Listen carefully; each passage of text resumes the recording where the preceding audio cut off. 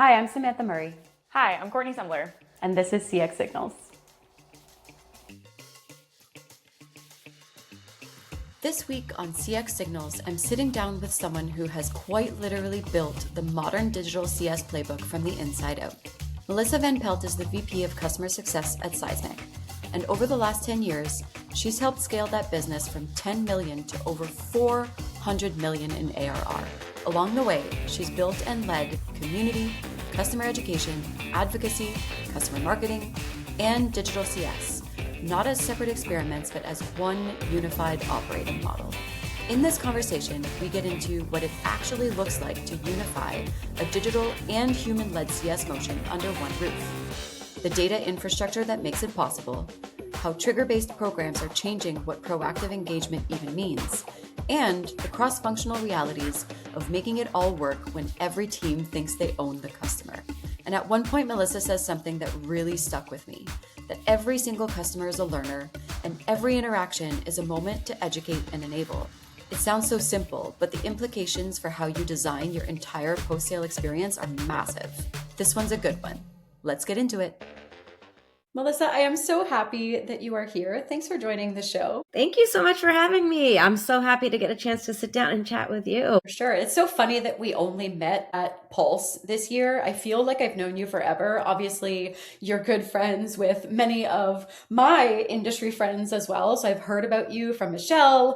She had nothing but amazing things to say over the years about you. And so I was so excited to finally get the chance to meet you in person this year in May. I know, it's so funny. There's so many names in our space that you kind of feel like you're connected to them through either LinkedIn or, shared passions and areas of the business that we all work in. It's just one of those ones. I think we were talking about this in previous conversations where I think many of us are so heads down on what we're trying to do in our organizations that sometimes it doesn't afford us the opportunity to come up for air and connect with people like yourselves. And kind of my goal for this year is to be more involved in the community and connect more with peers in the space. Love that. Well, I saw that you're keynoting at SEDMA in March, so that's super exciting. I'll be able to see you again in person there. Yeah, I'm excited. I'm so excited to see everyone in person and spend some quality awesome time. So it always feels like a bit of a reunion at that event in particular. Yeah, I can't wait. I'm really looking forward to it. Awesome. Well, I'm really excited to have this conversation with you because, well, there's a multitude of reasons. One of them is that you're one of the few in our industry, I think, who have sort of been able to, first of all, not only elevate into a VP level role, which is exceptional, but also started thinking about the consolidation of customer education alongside some of these other functions like customer marketing, advocacy, community, etc. And not only that, but you're working inside of an organization that has seen a tremendous amount of growth in the last several years. And so inevitably, there's a component of the customer experience that helps to drive that accelerated growth for organizations. And I'm really excited to talk to you about that. Yeah. There's a lot to bite off in this conversation. Lots to dig into. So why don't you actually kick us off with like a bit of an overview of your background and how you even landed not only at Seismic, but sort of in this customer success, customer education function? Yeah, sure. Yeah, my career has really never been linear. It's really been and intentionally been kind of interdisciplinary across a variety of different functions, even dating back, pre-seismic when I was in med tech, right? I started, in sales training before enablement was a big thing. And built and led training programs for our medical device sales reps. But yeah, so you think about sales training, you think about customer education, customer community, advocacy, customer marketing, and now back to customer success. I started my career at Seismic in customer success. And so I think for me, the through line through all of those different programs is really been kind of, I build things, I build things from scratch. I build programs, I build teams, I build kind of engines that help teams, customers kind of learn, engage, adopt products and processes and kind of grow with us. I think for me, specifically now, current state, the range of kind of these different facets of the business, it's uniquely relevant today because, the modern customer experience is really no longer owned by a single team, right? It is an ecosystem that spans the entire life cycle. And so I think I feel very fortunate in the fact that, I've kind of sat in every chair across this life cycle, and it gives me kind of that 360-degree perspective on kind of where the friction happens, how to remove it, how to create the experiences that really scale across the customer journeys. I've been blessed to feel very fortunate to have been given the opportunity to be in all these different areas of the business. Amazing. And so you joined Seismic in customer success. What was the entry into customer education? Was it like kind of having these same recurring conversations over and over again? We need an academy. Is that how things started? Or what was the precursor to sort of the launch of the first academy? Yeah. So I came over and started as a customer success manager. And at the time, we were a very small business, about 10 million in revenue. And the customer success role really wore many different hats. And so it positioned me well to kind of learn kind of what is implementation like? What are customers' needs? Where are they getting stuck? How do they learn? How do they want to engage with us? And I think quickly on, I recognized that I wanted to be in a more kind of strategic position for the business. So knowing my leadership at the time, knowing that I had a training background, kind of knew that the next big thing to help us kind of scale and grow with our business was really community and university. I actually started prior to building out a university, I started building the community. Okay. And that was my first step into kind of scale for Seismic. And we, at the time, our community's purpose was really support deflection. It was all about help. And helping scale our support team, which we just recently launched a new evolution of our community. And it's very different from where we were in 2017, building that community out. Now it's a very focused on peer-to-peer. So how did I transition? Yeah, I think it was a very deliberate, hey, Melissa, we're going to move you into this strategic role that is focused on not only scaling our business, but how do we educate customers at scale? How do we drive engagement at scale? How do we get customers telling their stories at scale and sharing information and expertise?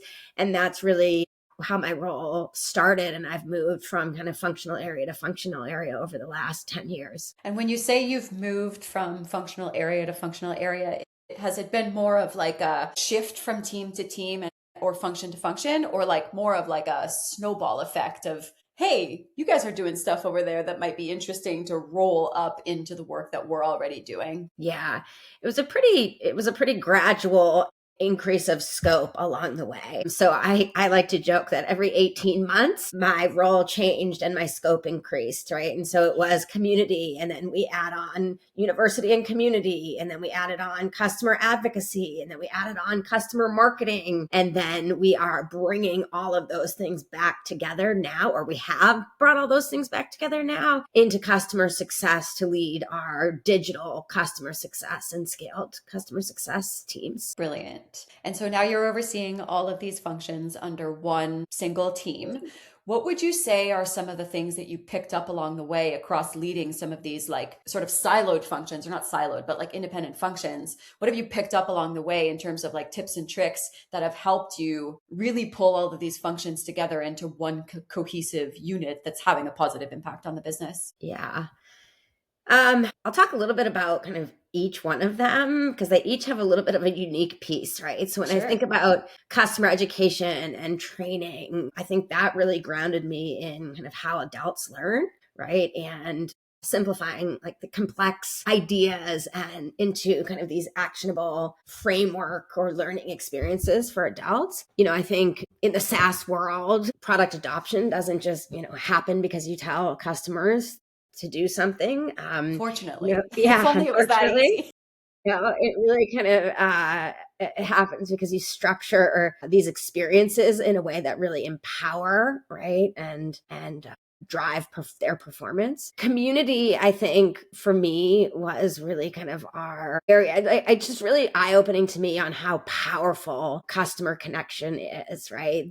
Creating that space for customers to share with one another, to learn from one another, to build confidence in them and build that community, curated expertise, not just seismic expertise. It's like practical expertise was so powerful and really became kind of our breeding ground for advocacy, right? That was kind of the natural progression to kind of take all of the gems and spotlights that were coming and happening in our community and formalizing it, right? Turning those kind of organic champions into kind of strategic drivers for us and with us, right? So references and content and influence out in the community.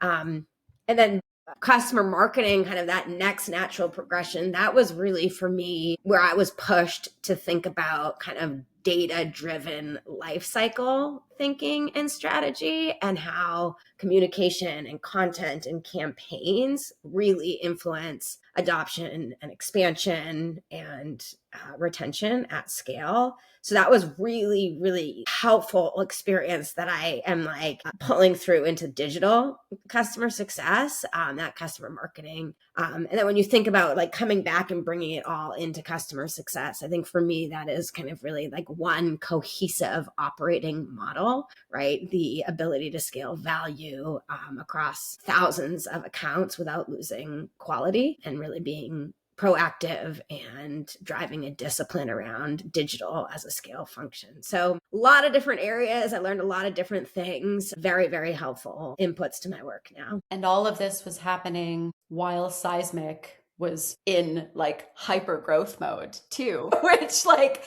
Yes. add fuel to the fire in whichever direction. Like when you're experiencing that kind of hyper growth inside of an organization, or you're part of an organization that's growing very quickly, it can often feel both like necessary to have some of these functions for one, and to pull them together into one cohesive thing. But then like similarly, that's often what fuels some of the growth for the organization. Is that also what you've seen? Yeah. I mean, I think I have lived firsthand this evolution from a kind of scrappy startup, lightweight processes, to this kind of very different business model that requires kind of repeatability, orchestration, and kind of scaled engagement models as we've grown. I think, clarity has become more important than ever.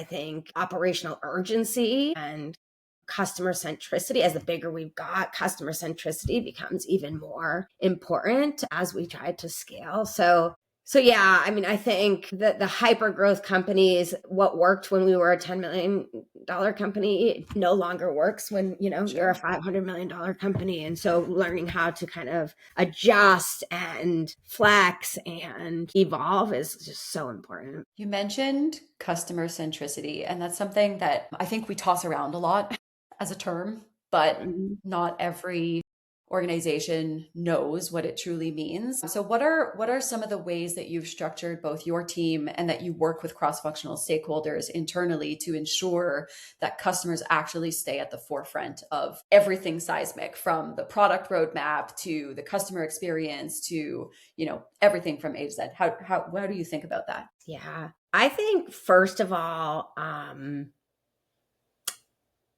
deeply understanding the customer journey end to end, and not being afraid to challenge kind of legacy thinking is super, super important to customer centricity, and kind of always thinking about looking, from a customer's lens. Like we often look and try to draw our customer journey based off of org charts and looking at the way we're structured, and look at these formal handoffs, and those things don't matter to a customer, right? They don't see your org chart. They don't see the maps of where these different handoffs are supposed to happen, right? They see this journey from their lens in terms of what they're feeling, what they need in the moment, what they're trying to do, what guidance they expect to be getting, what experience, they demand, right, from a business that they're going to be partners with. So I think that's super, super important. I think that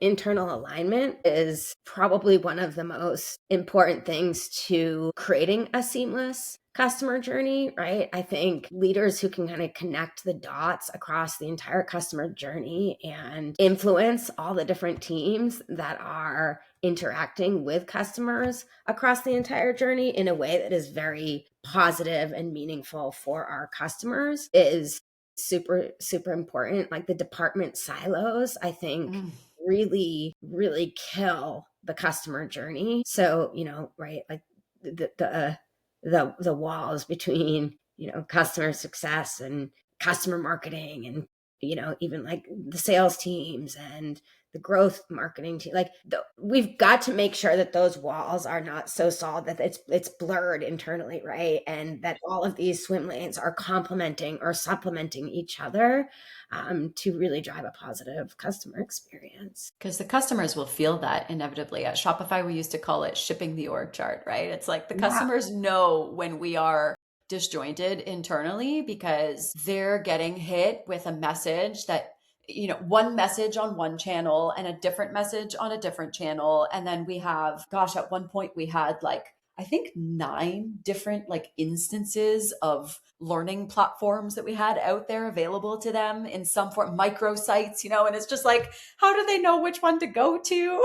How do they know which channel to use depending on the problem that they're trying to solve? And so the customers will feel it if you are disjointed internally. And I know, I think nowadays with the that we've made around digital customer experience and a lot of teams sort of recognizing the need to pull these functions together, that it's giving us a lot of positive momentum, I think, in the right direction. But even in the absence of that, having some sort of cross-functional stakeholder alignment, a quarterly call, some sort of center of excellence where you all come to the table with your own objectives and how you're thinking about approaching certain things so that you can ensure that there's no duplication or redundancy is so important and so often overlooked. Totally.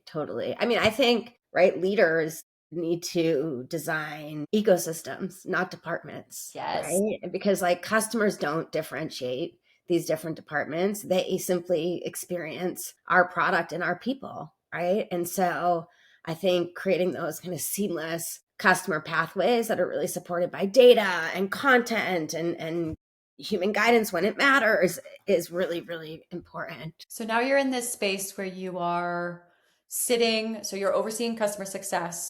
Is it the entirety of the digital plus human-led motion all combined? It's the dream. Yeah, we have a segment of CSM-led customers, right? So we've got our digital segment. Okay. And then we have all of the programs, the scale and digital programs that supplement and complement the human-led interactions. Sure. So yeah, we've brought them together as kind of one unified team. And when you think about that digital and or scaled motion, what was the point in Seismic's growth journey where it became critical to introduce this new layer of digital? Because it just didn't make sense to continue scaling the sort of human-led motion. Yeah. I think there's a variety of factors that drive that. I think first and foremost, right, as you continue to grow and build your customer base, it becomes incredibly difficult to continue to just add CSMs onto the headcount. Pricey. Yeah, exactly. To manage all of these customers with that kind of one-on-one white glove type treatment. So I think first for us, it wasn't really about kind of digital replacing humans in headcount, but it was more about how do we ensure that every customer kind of gets that guided, proactive, rich engagement, regardless of whether or not there's a CSM assigned to the account and having the availability. I think the other thing too is that the evolution, especially with AI, I think has really accelerated this. Digital self-service on demand is like increasingly what customers prefer, right? They want self-guided learning. They want answers on their own time. They want speed. They want simplicity. They don't want to always have to go to a human. So I think just the environment that we're in has also kind of accelerated our focus on digital and our strategy in terms of how we service customers. I think the other thing is, you look at from a operational efficiency perspective, like how do you scale your reach and kind of deepen engagement, like I said, without continuing to have to add all of that headcount. I think these programs are just force multipliers that really allow us to again, expand, deepen while driving kind of consistency in that customer experience. Yes, I love that. Yeah. What are some of the positives? Like when I think about the introduction of a digital or scaled motion, what I've observed in my experience is there's usually sort of an uplift in the ability for CSMs in that human-led motion to provide a much more strategic and like an optimized experience to the customer, right? Because if they're not having to manage all of this other stuff that would typically be delivered through a digital motion, it frees them up to be a little bit more involved with the customer and shift from a model where it's like, oh, we're going to get on a QBR once a quarter and I'm going to run you through some slides with some things that may or may not be meaningful to you, to like really deep relationships. What are some of the positives that you've seen in that regard relating to more of the human-led motion? Yeah, I mean, I think the goal is exactly what you just said, right? I think the goal would be, instead of humans having to get on phone calls and have to walk customers through detail by detail on how to do something in the product, or new product release information, or even just like when you think about onboarding, right? The basics of how do you configure and stand up an initial instance of a platform, right? Like taking that off of a human's shoulders and giving customers a digital led experience to then allow that CSM or human to spend time actually being strategic, having those deeper discussions around outcomes, use cases, value, right? Measuring ROI, strategic guidance on, hey, you should be thinking about, these are your business objectives and your business goals, and how do we align the technology to support your business goals and help you drive outcomes and elevate, your work, customer, right? So it goes back to exactly what you said. It's like, it's not that digital is really about like replacing humans. It's really about ensuring that the human-led energy is on the more strategic, high impact interactions with customers to really drive. I think something that unfortunately gets overlooked as well in this context is how much data gets unlocked from the digital motion that actually empowers the CSM to act like a strategic partner to the business. When you have a digital motion and a scaled motion, you're unlocking the ability to track how that customer is interacting with all of these different touch points across the customer lifecycle. That is a tremendous amount of insight for the CSM to understand how to best partner with their customer. How do you guys think about this in terms of the data architecture requirements, and what do you need, or what are you capturing in terms of insights across these touch points now that you have this kind of end-to-end cohesive motion that are empowering your CSMs to be able to deliver on that promise? Yeah, it's something that I just talked about this morning. One of the things that we realized pretty quickly as we brought these decentralized programs together and unified them was that the technology, we would really benefit from unifying the technology, the underlying technology to support these programs. And so what we did was we did go through a transformation of our customer facing portals to bring them all together on a single platform. And what's most powerful from my perspective regarding that consolidation is that data. So now all of the engagement data, the university courses taken, the community posts posted, the engagement or interaction with our digital journeys, that is now feeding right into our health and risk models. And so it is giving us a level of information and data to, surfacing risks faster, and giving us the opportunity to trigger the right kind of human interaction or digital interaction in the right moment based off of all of this information flowing into this system and into these risk and health models. So, I think that for me is one of the most important things. I've been talking about customer health and what like a 360-degree view of customer health is for quite some time, right? In my experience, there has been an underinvestment at businesses to look at the way customers are engaging in learning, the way that they're participating in community, the way that they are interacting with things like a newsletter or webinars and attendance there, and really having those be inputs to what customer health is. We look at a lot of different things like product usage or support tickets.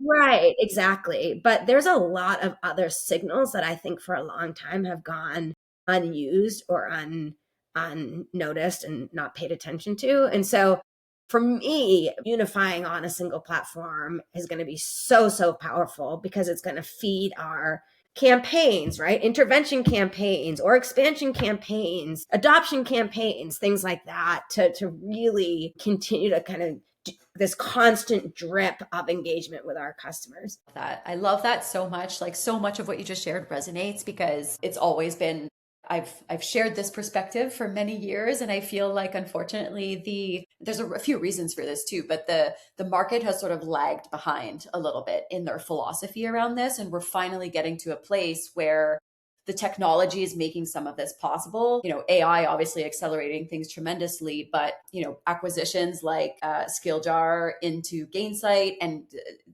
the thought of connected ecosystems, you use that word. I love that word so much because it is truly what is required if we want to deliver on that promise of full orchestrated experiences. You need an ecosystem. You need a customer success ecosystem of technology. You can't just rely on a single tool or have all of your tools disconnected in silos and not pull together all of the touch points that your customer is experiencing in terms of data.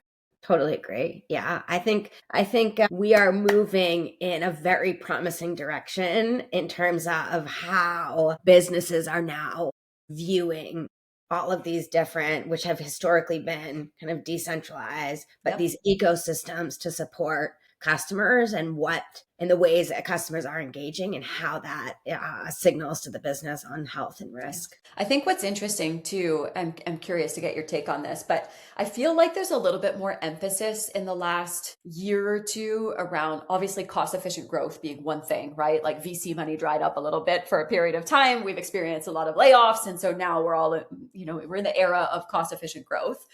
And that means inevitably extracting the most amount of value from your existing customers as you can to reduce acquisition costs of net new customers, increasing lifetime value, and expanding existing accounts. And this is where I find we often overlook the potential in customer ed or digital customer experience at large, is that like the teams have traditionally been so focused on kind of retention or product adoption or support deflection without actually realizing how much potential gets unlocked when you can correlate all of these touch points and understand what the customers are doing across all these things, like you said, learning, community, et cetera, because that's what drives expansion opportunities. And so I love that you oversee customer marketing in that mix. I'm curious to get your take on, from a revenue expansion perspective, does your team have that responsibility under its function? How are you working with the sales organization to drive some of that account expansion and revenue expansion? Yeah. So when I stepped into the role to kind of build out a formal customer marketing function this is 2 years ago now, customer marketing in my world was made up of 4 different disciplines. It was our learning discipline, our community discipline, our advocacy discipline, and our growth discipline. And when you think about how those, and I always showed a visual of this like flywheel, right? In terms of the customer journey, right? And so they come in and they're learning the product for the first time and they're trying to get live and they're trying to get adoption, right? And then, they start to kind of move into this phase where now they want to connect with the community and hear what other customers are doing, learn from the community. And then you have advocates in the community who are sharing what they're doing, which is a natural, right there. That is a natural progression to I'm in the community. I'm hearing these new use cases. I'm hearing what they're doing with this product. I want to learn more and also grow the value that I'm getting from Seismic, right? And so we would do our growth discipline was very heavily focused on educating our existing customer base on new use cases, maturing their use of Seismic, maturing the different product capabilities that they use or that our customers are using, so that then they will expand and grow with us and they come right back into this loop, right? So they start with an initial use case, they need to learn the next one, and then they come to the community and they're sharing about that, and then they're advocating, right? And it's just this ongoing loop of learning, connecting, advocating, and growing, right? And I think that advocacy kind of discipline that is like the kind of prelim to growth is like they're sitting there with their peers in the community, and their peers are advocating and saying, oh, we just added on X product and we're seeing so much value and this is what we're doing, and they're excited about it. And that is like one of your biggest sales tools to expand. Totally. Right. So yeah, so when I was leading customer marketing, that was part of our whole strategy and our team makeup. We have since moved away from that. So what we did was I took the retention, adoption focused teams and brought them back into customer success. Okay. And our marketing organization had stood up a account-based marketing team, which they are very focused on, and a lifecycle marketing team, which is very focused now on growth with our existing install base. Gotcha. Okay. So that's sitting up in marketing now. You've got the focus on adoption and retention. What does the cross-functional relationship look like in order to maintain that, again, cohesive journey for the customer? Yeah, it's hard. Like, I'm not gonna lie. Everyone has the best intentions where we come together as cross-functional partners and we're trying to look at the journey and look at the initiatives and the campaigns that each team is trying to run, look at the events that everyone's working on. And so it is like that constant drumbeat of, okay, Seismic, this is our content strategy.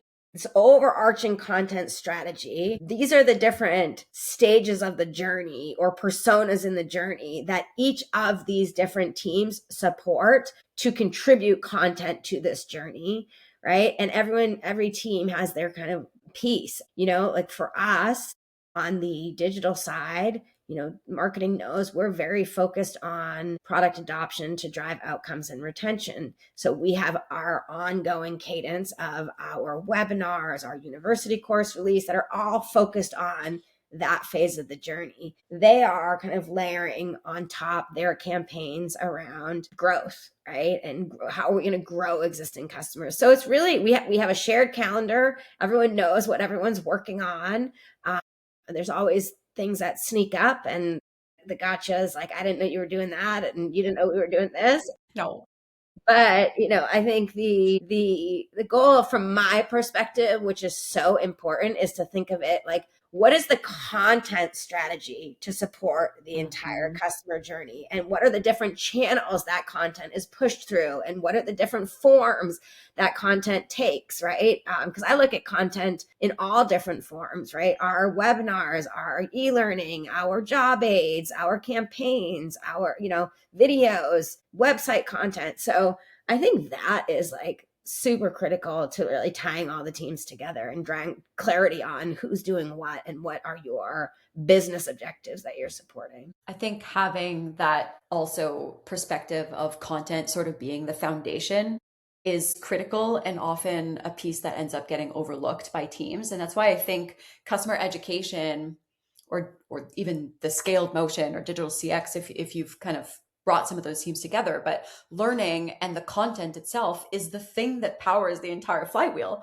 Like if you don't have systems in place to be able to figure out, which content makes the most sense for a particular customer segment at a specific time on their journey, going back to what you shared earlier about the importance of customer journey mapping, understanding their needs, actually caring and listening to the customer needs across that journey, right? But these are all things that I do find unfortunately get overlooked outside of our customer education world. And I love that you've been able to develop these relationships with the cross-functional stakeholders. It sounds like, it's not always easy, but helping people understand the importance of that foundation so that they can then build on top of that foundation, right? And enables them to be able to do their jobs more effectively. Totally. Maybe let's talk as we start to wrap things up about what lies ahead for your team, but also what you're seeing in the market that excites you. So let's start with 2026 objectives loosely. You don't need to share all of the intimate details, but I'm curious to hear like what's top of mind for you as you're entering the new year. What are some of the big rocks that you're hoping to accomplish with the team? Yeah, I think that every single one of our customers is a learner. And that's how we should be thinking about them, Yes. right? They're learning their craft. They're learning how to use our technology.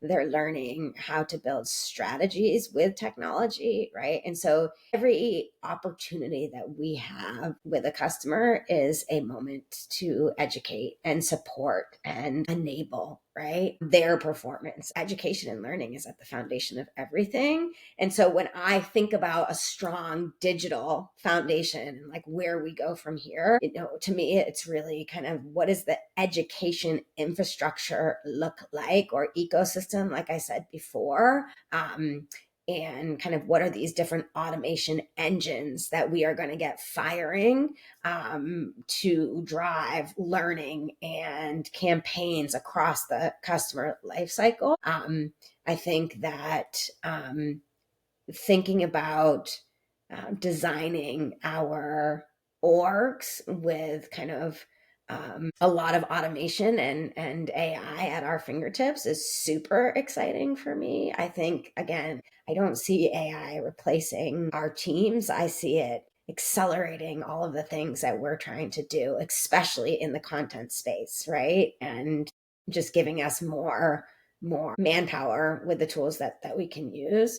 I am very excited about our customer lifecycle work that we are doing at Seismic. We have a new CEO who has come on board who is incredibly passionate about being customer obsessed. And to your point, it's not just lip service, it's scrutinizing over the journey and the experience and these touch points and for us the handoffs, but from the customer's perspective, their experience and their ability to be successful with us as partners. And so we have a lot of work going into that. And there's a lot of cross-functional teams involved. And it's one of those initiatives that is a top priority for our CEO, which to me, that is very, very refreshing and exciting. And it's something that he came on pretty quickly and it became a mandate. And so this is something that so many of us have been begging for many, many years at Seismic, and I'm sure many companies, right? To have this level of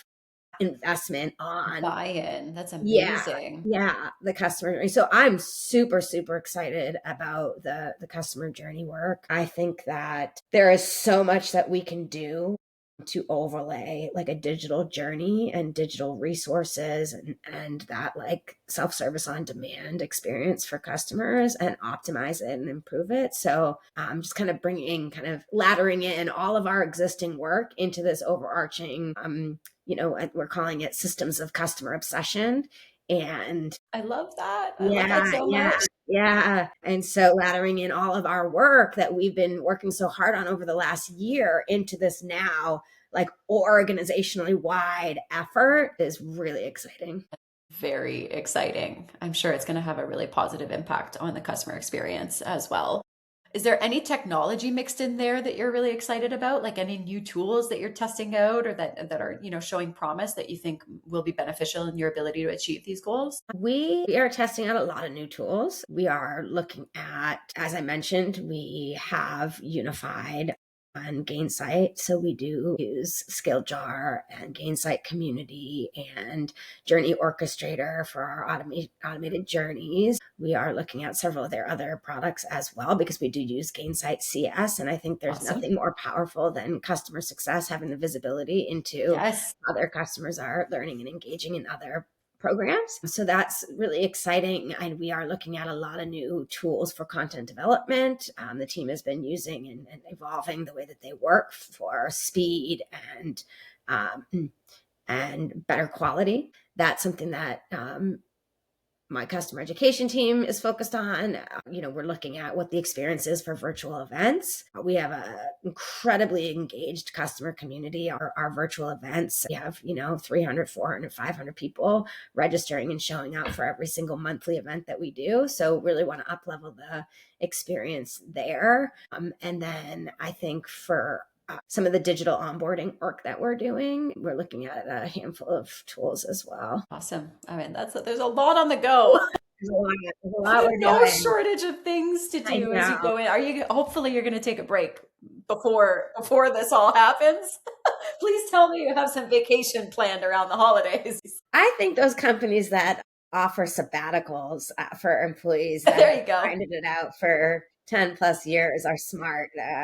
Give your top performers a break for a second to kind of recoup and settle their central nervous system and come back stronger than they were before they they have a new CEO. It's the perfect time for you to advocate for that for the company. Yeah, I know. Awesome. Well, I'll wrap it up with one final question. And I want to go back to something that I shared sort of as I was opening this conversation, which is like, you've been one of, I think, a handful of folks from the customer ed world who have now grown into an executive leadership role. So I'm curious to get your advice for anyone who is either stepping into one of these high impact sort of executive level CX roles for the first time, or who is maybe sitting at that director level trying to figure out what their next stage looks like for their career. What advice would you give that person? Yeah, that's a good one. I think that, like I mentioned earlier, I think anyone that wants to grow in their career into a senior leadership executive position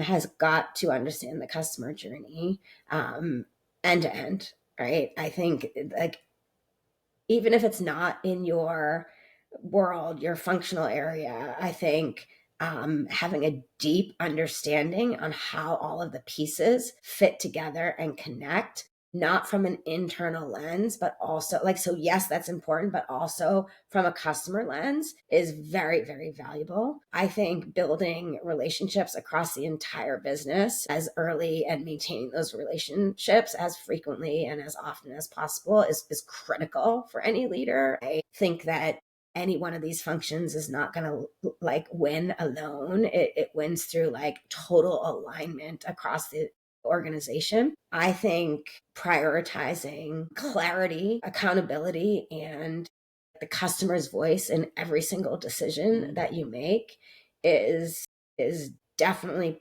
powerful skill to have. And then I think, one of the things that I've learned, and I've learned it probably the hard way, is build systems, not heroics. I think heroics are admirable, and one team or one person can move mountains, but they don't scale. Yep. So really putting systems in place that will scale and being able to kind of see around the bend. I think so often we're so busy focused on the present moment and solving for present issues that people neglect to kind of look around at the blind spots and around the bends to see what's next. And are you designing for the present, or are you designing for the future? I think always thinking about the future is super important.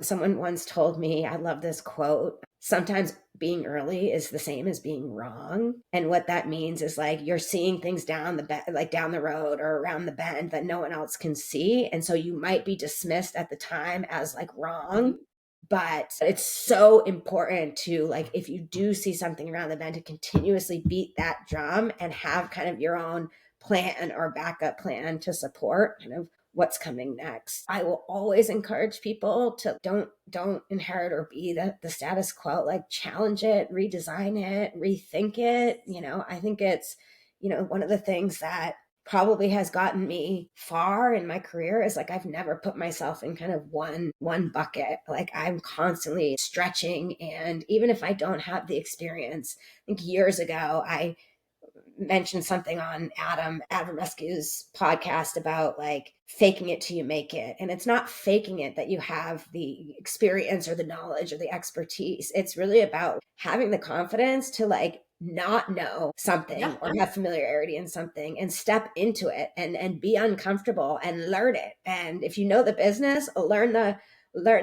function, right? And trust yourself and push yourself. And it's super uncomfortable, but I will say it is super rewarding, right? Like it's not easy, but it is super rewarding. There's a reason why they say growth does not happen in the comfort zone, right? It's like you got to put yourself in those really uncomfortable situations because that's where the opportunities lie. Totally.